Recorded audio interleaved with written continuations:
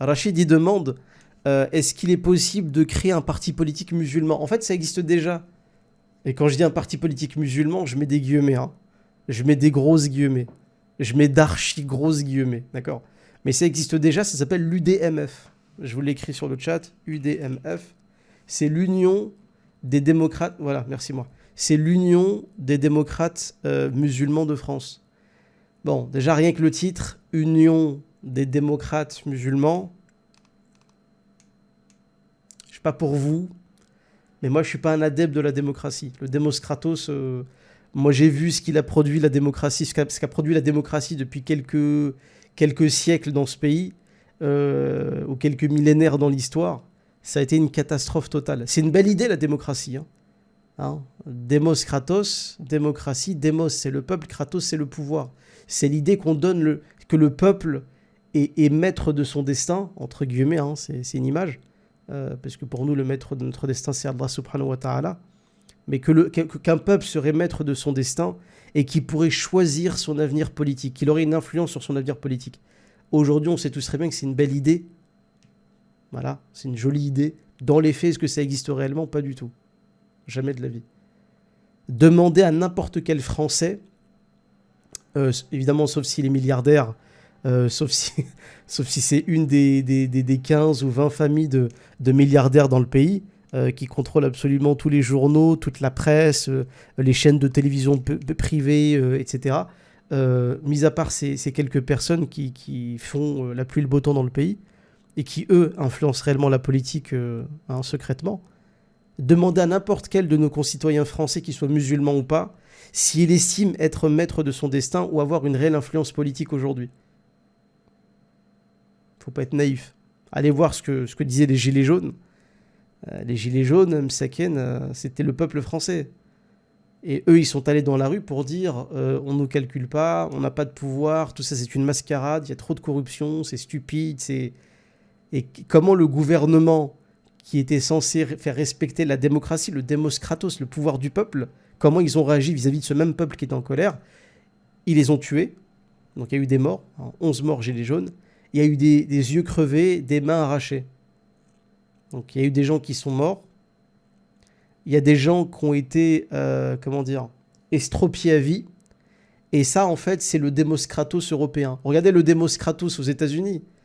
Avec Biden et comment il s'appelle, et Trump. Élection truquée, vote truqué, assassinat, enfin, c'est un délire. T'as des gens qui rentrent au Capitole, t'as une femme d'ailleurs, une des manifestantes qui s'est fait tuer en rentrant dans le Capitole, qui était un temple de la démocratie, tu vois. On tue des gens dans le temple de la démocratie. Donc, est-ce que la démocratie, c'est quelque chose qui a porté ses fruits? Pas du tout. C'est au nom de la démocratie qu'on envahit l'Afrique, et qu'on l'a pillée et qu'on la pille toujours aujourd'hui. C'est au nom de la démocratie qu'on fait semblant d'être anti-esclavagisme, mais que la France va faire fabriquer ses téléphones portables, ses baskets, ses chaussures, son textile, dans des pays qui pratiquent l'esclavage, et notamment la Chine. Donc la démocratie, faut être objectif, quoi. C'est une belle idée au départ, mais est-ce que c'est réellement appliqué? Pas du tout. Donc l'UDMF, on va pas s'arrêter juste au titre. Union des démocrates musulmans, moi l'idée, j'aime pas. Déjà le nom, moi, me plaît pas beaucoup. Mais est-ce que c'est des gens à l'UDMF qui sont, je pense, sincères? Est-ce que c'est des gens qui veulent s'investir pour essayer de prendre la parole, de faire entendre la voix des musulmans? Oui. L'UDMF, eux, ils ont la prétention de désislamiser les débats. Parce qu'aujourd'hui, on focus tous les débats sur l'islam, sur le voile, sur le halal, sur le machin. Et on sait tous que quand un homme politique ou une femme politique critique l'islam de cette manière, c'est systématiquement pour détourner l'attention sur les vrais problèmes du pays. L'UDMF, eux, c'est une des choses qu'ils dénoncent, c'est le fait de dire que, il faut arrêter de cette obsession ridicule sur l'islam, parce qu'en réalité, elle sert personne, elle sert ni la politique française, ni l'intérêt général, ni les musulmans, ni qui que ce soit.